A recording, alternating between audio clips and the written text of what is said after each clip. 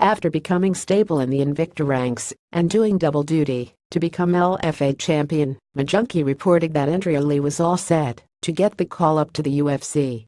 She was supposed to fight fellow newcomer and longtime Brazilian MMA veteran Kalindra Faria at UFC 216 on October 7 in Las Vegas, Nevada. KGB has been a professional fighter since 2014 and currently holds a record of 82.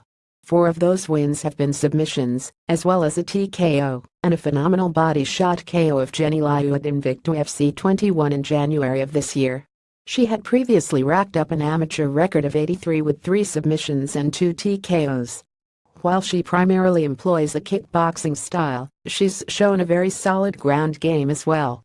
She holds wins over current tough contestants Rachel Ostovich and Ariel Beck, whom she defeated for the Invicta LFA title, and is currently a 4-win streak.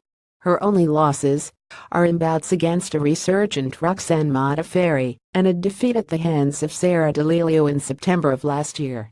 Unfortunately, she also failed a drug test back in 2016 for diuretics, stemming from a pre-fight screening for Invicta UFC 16, where Lee lost to Sarah D'Amelio. That positive test result means, according to USADA regulations, that Lee has to undergo a 6-month pre-debut screening period after signing with the UFC.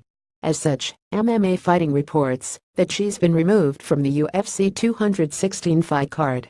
She's still expected to remain under contract and to make her debut once the screening window has passed.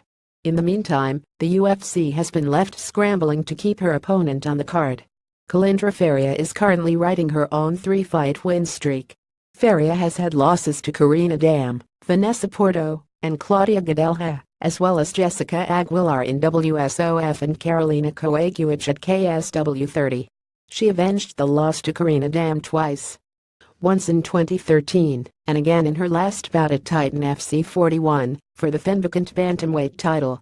She also holds wins on the Brazilian circuit against Aline Saddlemeyer and Aline Serio, as well as former Superfight League fighter Sanja Suevi. Faria has 5 submission wins along with 7 TKOs on her professional record. The bout was hoped to replace the recently cancelled fight between Paige Van Zandt and Jessica I. Hopefully a new opponent can be found before fight night.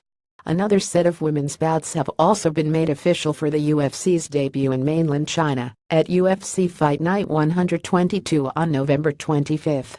Former tough bantamweight contestant Gina Mazzini will look to rebound from her February loss to Olympian Sarah McMahon when she takes on Chinese bantamweight Yanan Wu. Wu has a professional record of 81, with her lone loss being a TKO loss to current Invicta bantamweight champion Yana Kunitskaya. Wu's record includes 6 TKO wins and 1 submission.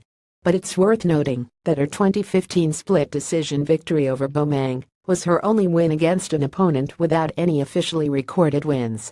Joining the Yanan Wu vs Gina Mazzini bout, Kailin Curran will return to action against another Chinese prospect in Xiaonan Yan.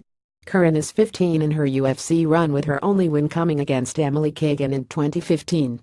She had a tough loss to Australian submission specialist Alex Chambers in a fight she was arguably winning, and some competitive fights against Jamie Moyle and Alexandra Albu. On the flip side, Yan has early wins over Chinese veteran Jin Tang and PXC talent Gina Nyong. After a 2010 submission loss, she's won 5 straight against opponents who had absolutely no wins on their record at the time.